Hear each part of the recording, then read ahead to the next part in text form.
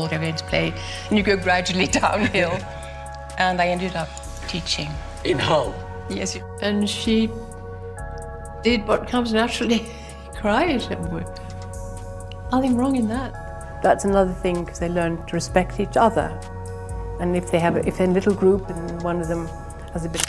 Last week, when the Duchess of Kent died at 92, the news didn't just bring sorrow to the nation. It pushed Prince Harry straight into the spotlight. Right in the middle of his UK visit, everything shifted. Her passing wasn't only about honoring a respected royal, it became Harry's biggest challenge yet. Now every move he makes is under intense scrutiny, with royal experts eager to see what this moment reveals about his strange relationship with the family. This week, between extending his stay for the funeral or slipping back to California early, that choice... Let's rewind to September 4th, 2025, the day everything shifted. Harry's UK visit suddenly became a high-stakes test when the Duchess of Kent passed away peacefully at her Kensington Palace home, aged 92. It wasn't just the end of an era. It marked the start of a new storm for Harry. And make no mistake, this isn't simply about honoring an elderly royal. What commentators uncovered goes much deeper, far more explosive. The Duchess wasn't just another royal figure. She was someone far more significant, someone Harry should have paid very close attention to. Sorrow that Buckingham Palace announces the death of Her Royal Highness the Duchess of Kent. Her Royal Highness passed. The Duchess of Kent had lived a life that mirrored Harry's own journey. Think about it. She was one of the few royals who managed to connect both worlds. She attended William's wedding and Harry's as well. She'd watched their childhoods unfold, stood by Princess Diana through her most turbulent years, and, almost miraculously, stayed close to both brothers, even as their bond shattered. The oldest member of the royal family had passed away, the official notice, as is... She did it all, stepping away from the spotlight without bitterness or public battles. In 2002, she gave up her HRH title and quietly embraced a simple life. Imagine it, one day a full-time royal, the next just Mrs. Kent, teaching music in Hull, where none of her students knew they were learning from royalty. It was the very freedom Harry had longed for: privacy, normality, a life beyond the palace walls. Royal who left official duties behind and became a school teacher. And that's the gut punch for Harry. The contrast couldn't be harsher. While he spent years slamming doors, airing grievances, and writing tell-alls that burned bridges, the Duchess of Kent quietly and gracefully slipped into private life. Her passing during his UK visit feels almost like fate mocking him, a painful reminder of the path he could have taken but didn't. I started teaching music in, 13 years ago, 15 years ago now. Here's the moment in the spotlight. Royal commentators say this funeral isn't just about honoring the Duchess. It's Harry's chance to prove he's learned from the chaos. And people are watching closely. Every move, every choice, every flicker of emotion is under scrutiny.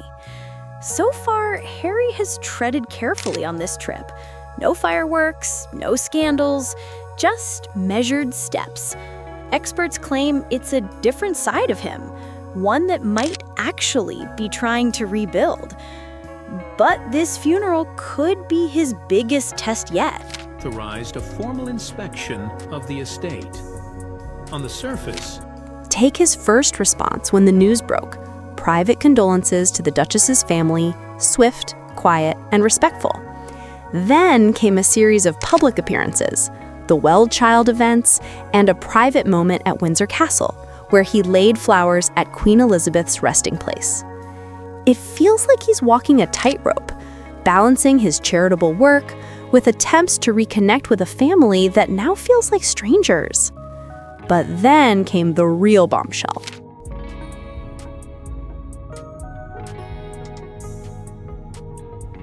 On September 10th, Harry actually had tea with King Charles. Yes, you heard that right. Tea at Clarence House. Father and son finally sitting down together. For royal watchers, this wasn't just a casual catch-up. It was a clear signal, a rare moment of genuine family contact during a trip where many expected none. Compared to past visits, where Charles barely acknowledged him, this meeting was monumental. Sadness that Kensington Palace announced on Friday morning the passing of one of... Let's be honest.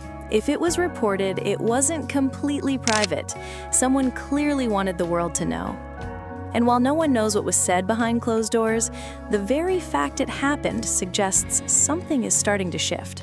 Palace has tonight announced the death of the oldest member of the royal family, Catherine the Duchess. Now comes the moment of truth. With the Duchess's funeral set for September 16th at Westminster Cathedral, Harry faces a tough choice: stay for the service, honor tradition, and stand shoulder to shoulder with his family, or board a plane back to California, sending the clearest message yet that his priorities lie elsewhere. And the world? They're watching, holding their breath. Dies aged 92. Catherine, who became the oldest living member of the... Here's the deeper layer. This isn't just a funeral. It's a direct comparison of how Harry's exit from royal life measures against the Duchess's.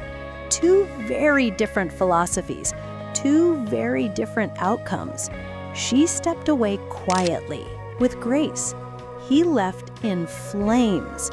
And now, with her passing, that contrast has never been sharper. Duchess of Kent dies age 92.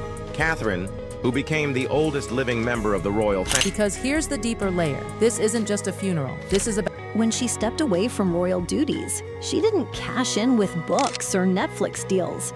Instead, she taught music, co-founded a charity, and devoted herself to helping kids discover their talent. She built a meaningful life no one could mock or tear apart. Meanwhile, Harry's so-called freedom has become a public spectacle, splashed across magazine covers and dissected on every talk show. We delve into the intricate tapestry of royal life, tradition. She found privacy. He got paparazzi. She earned respect. He faced ridicule. The difference? Her silence versus his noise. That's why her funeral isn't just a farewell, it's a mirror held up to Harry, and the reflection isn't flattering. Royal experts are saying it loud and clear. She proved it's possible to step back, live privately, and keep your family's love intact. Now Harry's about to show whether he's learned anything from her shining example. That's why Tuesday isn't just a funeral, it's history in the making. Member of the British royal family, Her Royal Highness Catherine the Duchess of Kent, the wife of Prince Edward II. Not just because it's a Catholic royal farewell, the first in modern history, but because Harry's decision could redefine how the world sees him. This isn't just another date on the royal calendar, it's a powerful statement. And Harry, already in the UK, is right at the center of it.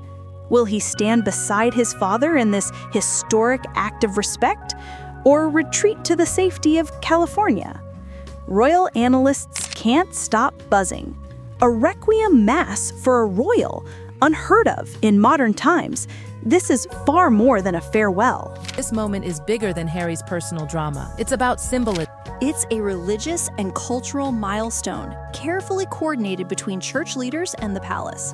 The service will highlight just how deeply the Duchess mattered. And Harry? He has no excuse this time. He's here, the logistics are simple. The only question is, does he care enough to stay?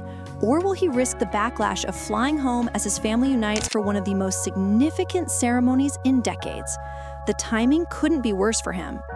Harry's trip was built around well-child commitments, but now the funeral clashes with his plans. Stay longer, and he honors tradition.